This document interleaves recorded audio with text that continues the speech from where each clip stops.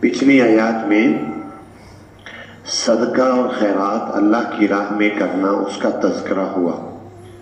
عام طور پر بظاہر یہ لگتا ہے کہ جب انسان صدقہ کرتا ہے یا زکوٰۃ دیتا ہے تو بظاہر اس کے مال میں کمی ہوتی ہے، لیکن حقیقت میں کمی نہیں ہوتی۔ جو آدمی صدقہ دیتا ہے یا زکوٰۃ دیتا ہے اللہ تعالیٰ اس کی مال میں برکت عطا فرماتے ہیں اور اس کا مال بڑھنے لگ جاتا ہے۔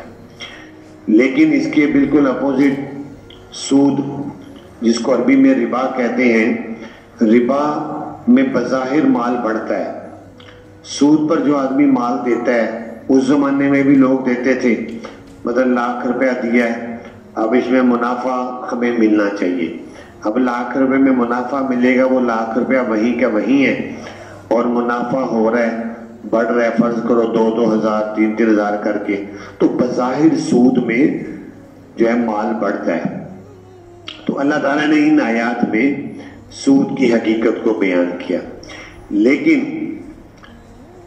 یہ جو صدقے میں مال کا کم ہونا بظاہر اور سود میں بظاہر مال کا بڑھنا، اس کی بزرگان دین نے ایک بڑی خوبصورت مثال دی ہے کہ کسی آدمی کے جسم پر سوزش ہو جائے، اس کا جسم پھول جائے، اور جسم کا پھولنا سوزش کا ہو جانا، تو بظاہر آدمی دیکھتا ہے کہ وہ کہتا ہے یہ موٹا ہے، بڑا موٹا آدمی، تو لیکن وہ سوزش اور بیماری کی وجہ سے، گردوں کی وجہ سے یا کس تکلیف سے اس کا جسم پھولا ہوا ہے، تو وہ پھولا ہوا صحت مندی کی علامت نہیں ہے، بلکہ وہ ایک بہت بڑی تکلیف اور بیماری کا پیش خیمہ ہوتا ہے۔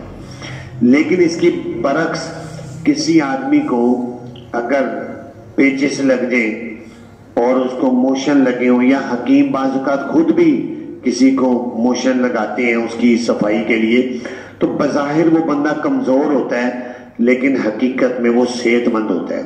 ایسے ہی صدقہ اور خیرات سے بظاہر مال کم ہوتا ہے لیکن حقیقت میں اللہ تعالیٰ اس کے مال میں برکت عطا فرماتے ہیں۔ سود میں بظاہر مال بڑھتا ہوا نظر آتا ہے لیکن عن قریب اس کا مال تباہ و برباد ہونے والا ہے۔ تو اللہ تعالیٰ فرماتے ہیں الذین یاکلون الربا، وہ لوگ جو کھاتے ہیں سود، لا یقومون، نہیں کھڑے ہوں گے وہ قیامت کے دن مگر ایسے جیسے کھڑا ہوتا ہے وہ شخص جس کو بدحواس کر دیا شیطان نے چھو کر، جس کو شیاطین اور جنات بدحواس کر دیں، اس کے اوپر جن جس پر آ جاتے ہیں، اس کے کہتے ہیں سیب ہو گیا ہے، اس میں جن آ گیا ہے، تو وہ بہکی بہکی باتیں کرتا ہے۔ تو سود خور قیامت کے دن ایسے ہی بدحواس ہو کر ہذیان پکے گا، فضول پکے گا زبان سے۔ یہ نشانی ہوگی کہ یہ سود خور تھا دنیا میں۔ ذالک بانہم قالوا انما البیع مثل الربا، یہ سزا اس وجہ سے ان کو ملے گی کہ بے شک ان لوگوں نے کہا کہ بے تو تجارت کو کہتے ہیں، انہوں نے کہا بے بھی سود ہی کی طرح ہے، حالانکہ سود سراسر گناہ ہے اور حرام ہے، اور سود کو اگر کوئی گناہ سمجھ کر لیتا ہے یا کھاتا ہے سخت گناہ گار ہے، لیکن اگر سود کو کوئی یہ سمجھ کر لیتا ہے اور کھاتا ہے کہ سود بھی حلال ہے تو وہ کافر ہو جاتا ہے، وہ مسلمان نہیں رہتا، کیونکہ سود کو اللہ تعالیٰ نے واضح طور پر فرمایا وَأَحَلَّ اللَّهُ الْبَيْعَ وَحَرَّمَ الرِّبَا، حلال کیا اللہ نے تجارت کو اور حرام کیا ہے سود کو۔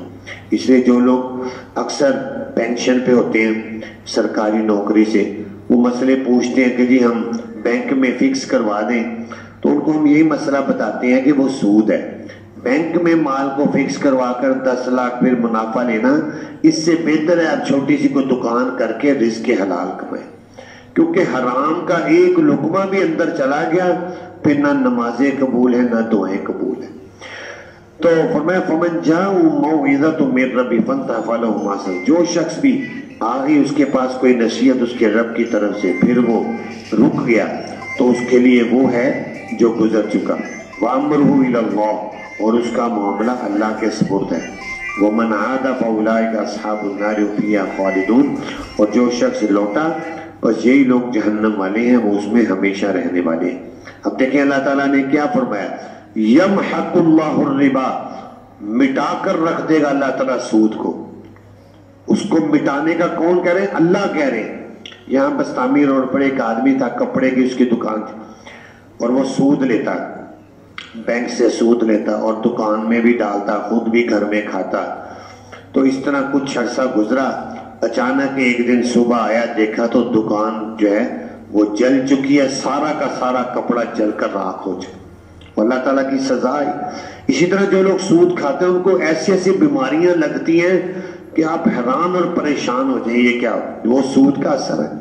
तो फरमाया मिटाता है अल्लाह ताला सूद को, वयुर्बि सदक़ात, बढ़ाता है सदक़ात को। वल्लाहु ला युहिब्बु कुल्ला कफ़्फ़ारिन नसीम, अल्लाह ताला नहीं पसंद करते हर नाफरमानी करने वाले नशुक्रे गुनाहगार को। इन्नल्लज़ीना आमनू व अमिलुस सालिहात, बेशक जो लोग ईमान लाए और उन्हें अमल किए नेक और कायम की नमाज और अदा करते रहे ज़कात, उनके लिए उनका अजर होगा उनके रब के यहाँ।